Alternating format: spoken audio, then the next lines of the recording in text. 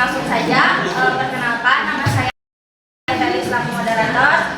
Di samping saya ada Ika Eko, Nadia, Novia, Uswandun, dan Iman.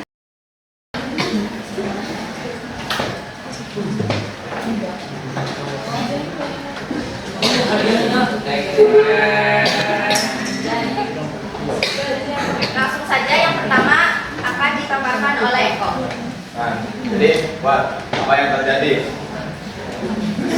Warga di beberapa perumahan di Tampung Selatan di Kabupaten Bekasi mengalami krisis air bersih dikarenakan air bersih di 1 minggu yang belakang dikarenakan air di PDAM tersumbat.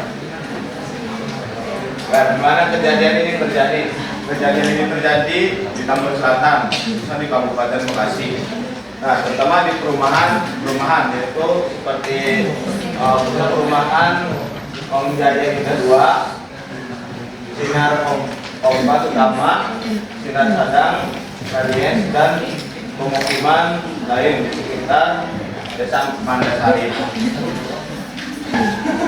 Selanjutnya akan dipaparkan oleh Nadia. Selanjutnya dampaknya Pak. Di sini ada yang terdampaknya. Yang terdampaknya itu sekitar 1.800 pelanggan PDAM di perumahan pengembangan Tampung Selatan, dan juga ada penyebabnya, yaitu warga sekitar pada usia 45 tahun yang harus memenuhi kebutuhan kehidupannya tanpa aliran-aliran air seperti dari PDAM. Lanjut oleh Novia. Selanjutnya ada WEN, itu kapan krisis air mulai terjadi. Nah, krisis air ini mulai terjadi sejak tanggal 7 Mei 2025 sampai 13 Mei 2025 atau sekitar 1 minggu. Nah, selanjutnya ada why. Kenapa krisis air bisa terjadi?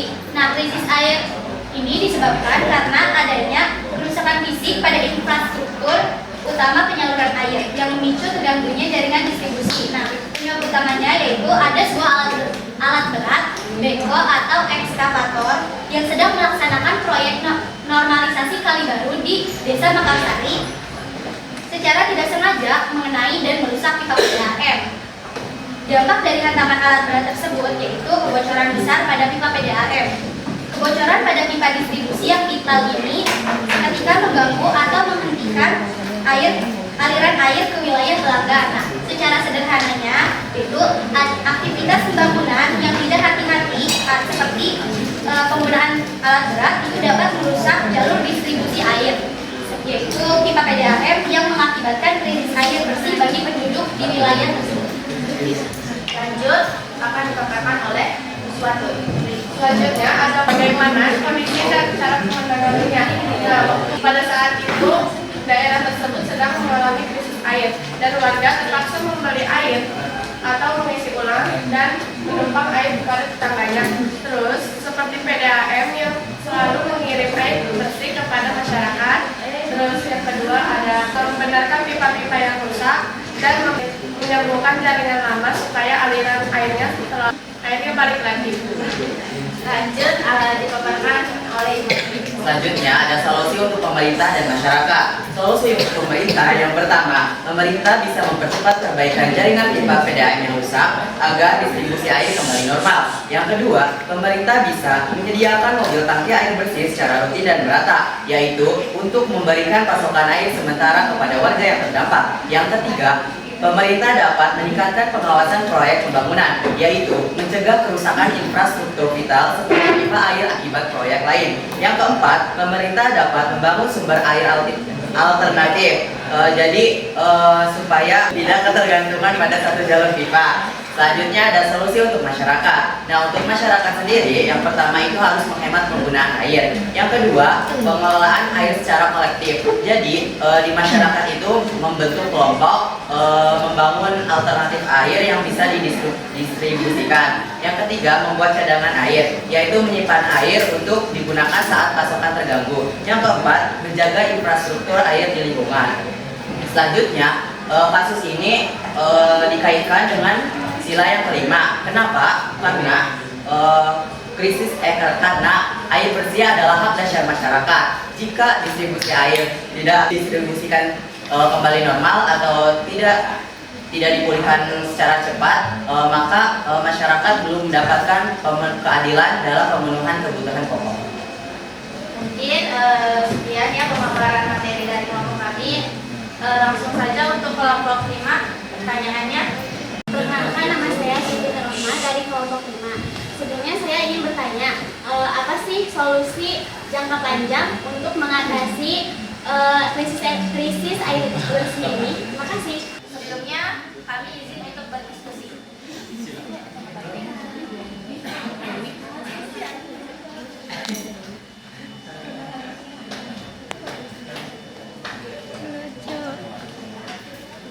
Oke, sebelumnya izin menjawab pertanyaan dari kelompok 5. Di sini menjawab pertanyaannya menurut pendapat kami ya.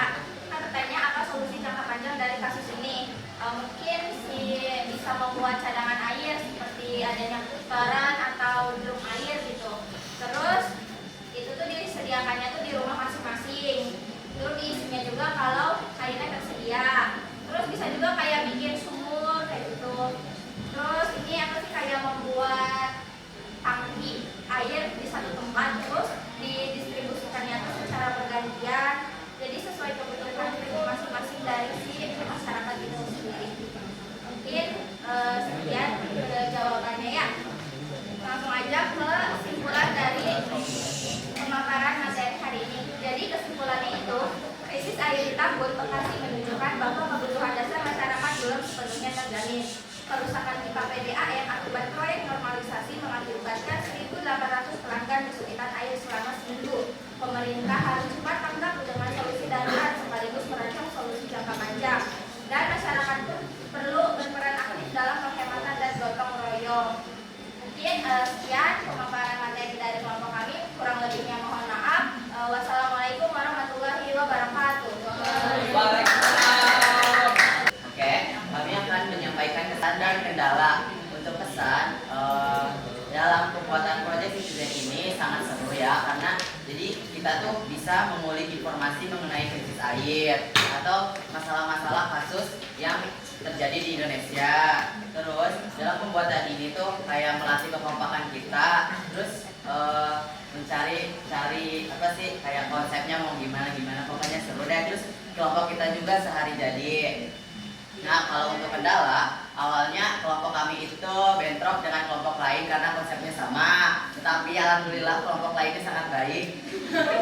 Jadinya mereka ganti.